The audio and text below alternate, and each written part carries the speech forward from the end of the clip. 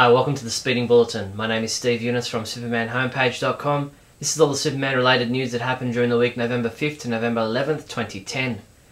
This week saw the release of both Secret Origin, the story of DC Comics, an all-new documentary that takes viewers behind the scenes of the iconic company, and Superman Shazam, the Return of Black Adam, which was released as a special edition Blu-ray and single-disc DVD. Warner Home Video released a couple of clips from the latter, along with a few new images, as well as an interview with director Joaquim dos Santos, who discusses the DC Showcase animated shorts collection.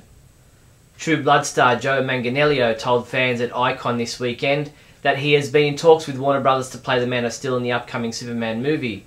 On Sunday, Manganiello tweeted, "Just to be clear, as of today, I'm not negotiating to play Superman, but keep your fingers crossed and thanks for the wishful thinking."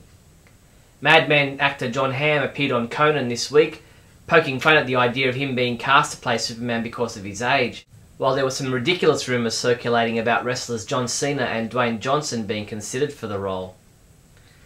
The Coventry Telegraph spoke with Bryan Singer at a recent film screening and asked the director of Superman Returns for his thoughts on Zack Snyder directing a new Superman movie.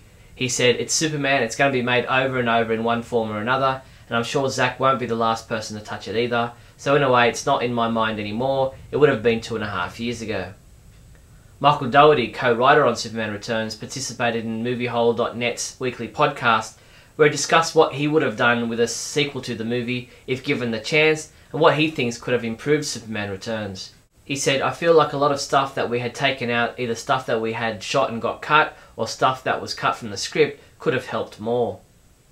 We received a few emails in the past few months from fans wondering what we know about a film listed on imdb.com titled Superman Requiem.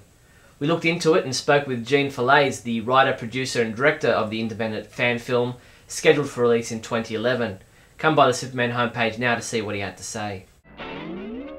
In TV news, Jim Bennett has updated our Smallville episode guide with his summary of the most recent Season 10 episode Ambush, while Douglas Trumbull and Julian Finn have written their reviews for the same episode, with Doug giving it a high 4.5 out of 5, while Julian disliked it, giving it a 1 out of 5. Abandoned, the 8th episode of Season 10 of Smallville, airs tonight, Friday, November 12th at 8 PM. In this episode, Lois finds a video made for her by her mother Ella Lane before she died. After watching the tape, Lois makes a drastic decision about her relationship with Clark that takes her to the fortress, where she comes face to face with Jor-El and Lara. Look for our episode summary and reviews in the days following this episode. Poptimal.com caught up with Lindsay Hartley to ask her about appearing on Smallville as Mad Harriet in the upcoming episode Abandoned.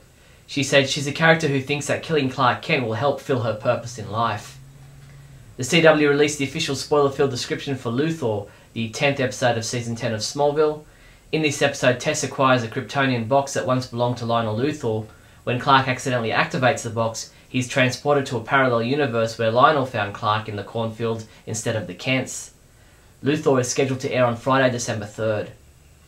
Nominations for the 37th Annual People's Choice Awards were announced this week, and Smallville has received a nomination for Favourite Sci-Fi Fantasy Show. The awards are scheduled to air January 5th on CBS, with Queen Latifah returning as host. Fancast.com had a couple of new spoilers for Smallville in their latest Big Tease column. In regards to rumours about a possible spin-off series, Warner Brothers TV president Peter Roth said, No, this show has run its brilliant course and it's well deserved. There are no plans for a spin-off." Cartoon Network has released details on the special 1-hour Young Justice premiere event. The 2-part Independence Day is scheduled for Friday, November 26th at 7 PM. Following this special airing, Young Justice is then slated to become a regular fixture to the Cartoon Network Friday night programming block beginning in early 2011. Superman homepage reviewer James Lance continues reviewing episodes from the 1950s Adventures of Superman TV series. Check out his review of the Season 3 episode The Bully of Dry Gulch, in which a bully named Gunner is scamming people by acting out winning shootouts and has targeted visitors Lois and Jimmy. DC Comics made the shock announcement this week that J. Michael Straczynski will be quitting his position as writer of the monthly Superman comic book title to concentrate on writing a sequel to the hugely successful Superman Earth 1 graphic novel. Chris Robertson will be stepping in onto Superman with January's 707 issue to complete the grounded storyline in tandem with JMS. DC Comics also announced the opening of their brand new DC Comics digital storefront. You now have the ability to purchase and download comics from your desktop and laptop computers. Artist Jerry Robinson is selling off his original artwork for Superman number 14 and Detective Comics number 69. The iconic 1942 comic book cover known as Superman Patriotic Shield sealed the superhero's status as the defender of truth, justice and the American way. The online auction at ComicConnect.com runs through December 1st, and the Superman cover is expected to bring in $500,000 to $1 million. Writer Nick Spencer is the new guy taking over the writing duties on the monthly Supergirl title with issue number 60, following on from where Sterling Gates leaves off. ComicBookResources.com asked him about his goals for his run and how he'll be following on from the guys who wrote the title before him. He said, "I want to play with her role within the youngest set of heroes within the DC universe." ComicBookResources.com has an article about artist Dan Stevens and his pitch for a 3-issue miniseries teaming his beloved Rocketeer with the Man of Steel, a pitch DC Comics wasn't really interested in. Besides his story treatment, Stevens left behind the plot and scripts for the first 2 issues of this proposed 3-issue miniseries, along with the plot and notes for the final issue from an earlier draft. The 73rd episode of the From Crisis to Crisis podcast is now online. This week, Mike and Jeff take a look at the Superman books with the June 1991 cover date. Superman homepage reviewer Adam DeChanel caught up with Superboy comic book writer Jeff Lemire to get the inside scoop on what's going on with Connor Kent in this new monthly title. He said, "I plan on at least a 2-year run on Superboy. I have 8 issues written already and have the first 16 plotted." Comic books we reviewed this week included Superboy number 1 was reviewed by Adam DeChanel, who gave it a 5 out of 5, saying, "The Teen of Steel returns in a style his stories have never really enjoyed before." Michael Bailey reviewed Adventure Comics 520, saying, "This was a very strong if haphazard story," and he gave it a 4 out of 5. While JLA the 99 number 1 from last week was reviewed by Ralph Silver, who said, "I struggled a bit with this review, I was of 2 minds," and he ended up giving it a 3 out of 5 rating.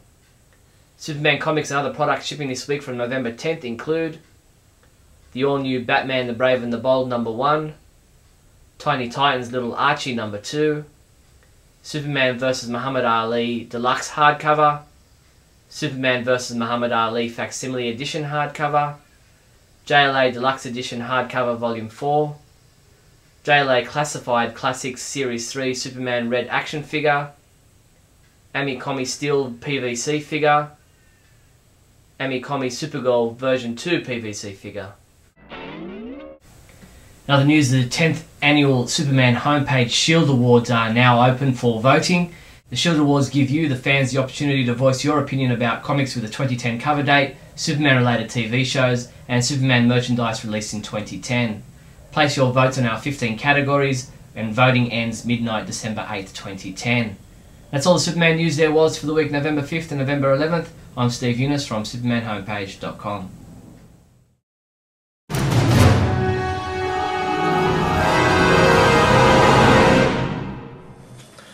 Hi and welcome to Bailey Planet. This week I am suffering from what is loosely termed an existential crisis. It's not all that serious as it sounds though. I basically am kind of reeling from the news that J. Mike Straczynski is leaving the Superman storyline.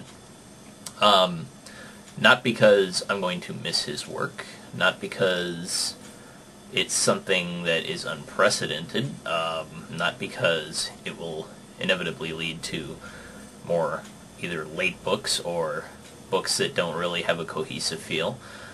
I think it's because it's kind of triggered something in me that makes me feel like I just don't give a crap anymore. Which is unfortunate, because I'm the guy who's supposed to be at the end of these videos going blah, blah, blah, blah, about something. And typically I can muster that, but it's actually pushed me to the point of where I just realize I don't care if they put, you know, the reincarnated Kurt Swan on the next book. Right now I've just been through so many times where they've promised something interesting and given something subpar that I don't know if I want to do it anymore. So I'm open to any advice you have. Bailey.neal@comcast.net is my email. I'll inevitably get a first email which is like, never write reviews again and jump in a lake and die, but I might get some thoughtful responses. I'm considering just dropping the comics entirely, which, you know, so I appeal to you guys. Give me some advice.